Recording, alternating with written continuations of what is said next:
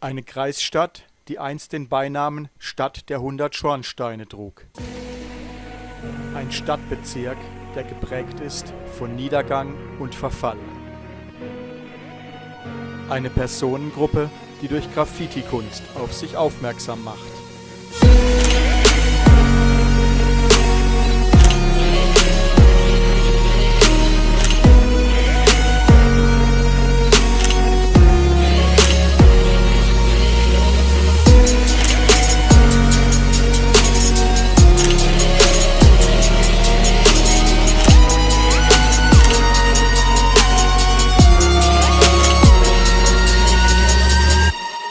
Eine Villa, die für viele Jahrzehnte bewegter Firmengeschichte steht.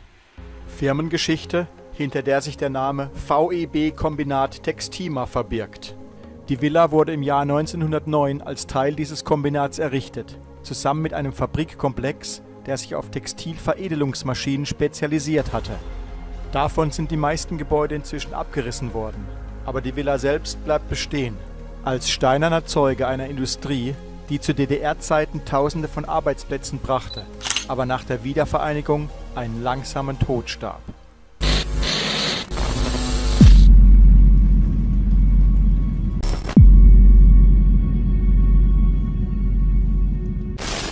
Wir betreten die Villa durch einen der beiden Eingänge und sehen linker Hand gleich Post bzw. Schließfächer für die einzelnen Abteilungen.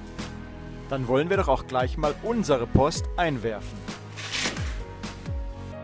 Schauen wir mal, was für ein Zimmer sich hinter dem Posteinwurfschlitz verbirgt. Bitte hinsetzen, wir sind sehr gespannt, was sich in diesen braunen Schränkchen versteckt. RFT, die Experten wissen wohl bereits, was sich dahinter verbirgt. Klappe die erste,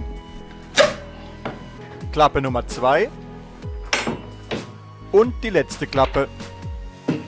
Dann noch raus mit dem Brettchen, ein letztes Mal ziehen und fertig ist unsere RFT-Einheit, Radio- und Fernmeldetechnik aus der Deutschen Demokratischen Republik. Das Ganze sieht zwar schon ein wenig angestaubt bzw. eingerostet aus, aber ein kleiner Test kann nicht schaden.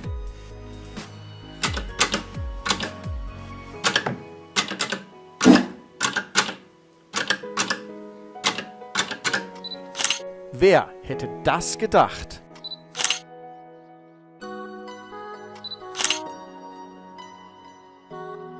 Weiter geht's zur Kasse, denn die Villa war zusätzlich auch eine Art Kontor, wo Geldgeschäfte getätigt wurden. Davon zeugt unter anderem der tonnenschwere Tresor, ein riesiges Ungetüm voller Schätze. Dann versuchen wir doch mal unser Glück. 100 links, 70 rechts, 40 links. Verdammt! Neuer Versuch. 70 links, 50 rechts, 60 links.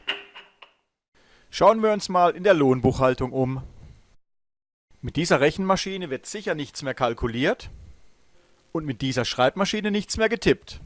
Kein Wunder, dass die Aktenschränke halb leer sind. Hoch geht's aus dem Erdgeschoss ins Obergeschoss, wo uns eine ganz andere Pracht erwartet. Plötzlich haben wir es mit verspielten Fenstern, Holzvertäfelungen und Schnitzereien sowie aufwendigen Stuckarbeiten an der Decke zu tun. Was leider geblieben ist, ist das Chaos auf dem Fußboden. Herausgerissene Akten und Prospekte, soweit das Auge reicht. Glücklicherweise wurde nicht alles komplett durcheinander gebracht. Eine gewisse Ordnung ist noch zu erkennen.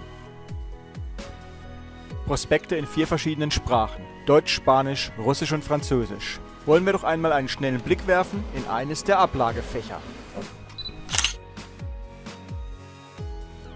Exemplarisch für die ganze Villa hier einmal ein Schwenk durch eines der Zimmer im Obergeschoss. Wie man sieht, blieb nahezu keine Schublade ungeöffnet, kein Regal unangetastet, keine Fläche unbeschmutzt. Doch halt! Eine Ausnahme scheint es zu geben: das Büro des kaufmännischen Leiters. Es war zwar anscheinend einmal ein Sicherheitsschloss vorhanden, aber die Türklinke wurde entfernt und die Türe ist verschlossen. Wagen wir doch einen Blick durchs Schlüsselloch, soweit das mit unseren technischen Möglichkeiten geht.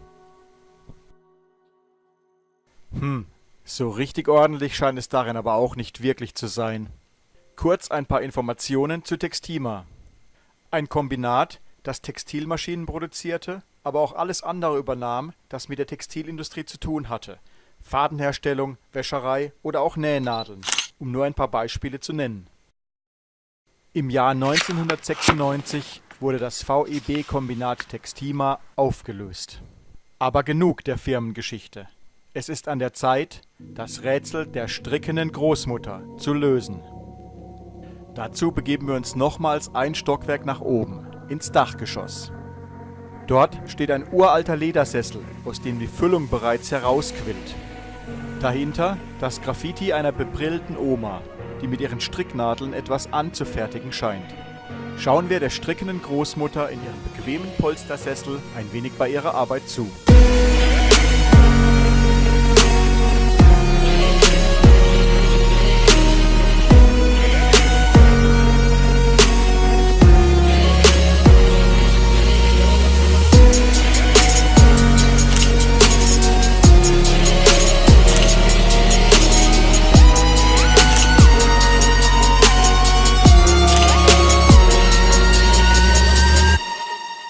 Lassen wir die Großmutter weiter in Ruhe stricken und widmen uns einem anderen, sonnen- und staubdurchfluteten Zimmer.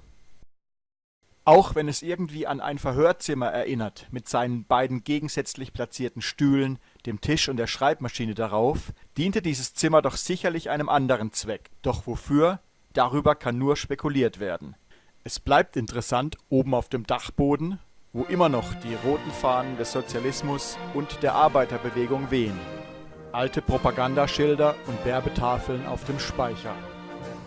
Holen wir uns doch einmal einen Stuhl aus dem gut bestückten Stuhllager, denn für diese Tafel zur Planerfüllung im sozialistischen Wettbewerb sollte man sich ein wenig Zeit nehmen. Der Staub hat sich gesetzt in der Textima Villa.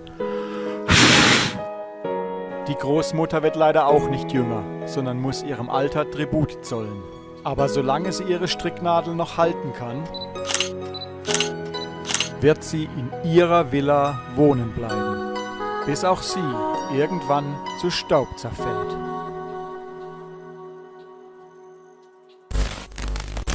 Vergesst bitte nicht, meinen Kanal zu unterstützen, indem ihr ganz einfach auf Abonnieren klickt. Vielen Dank! Mehr von den Lost Place Tapes findet ihr auf Facebook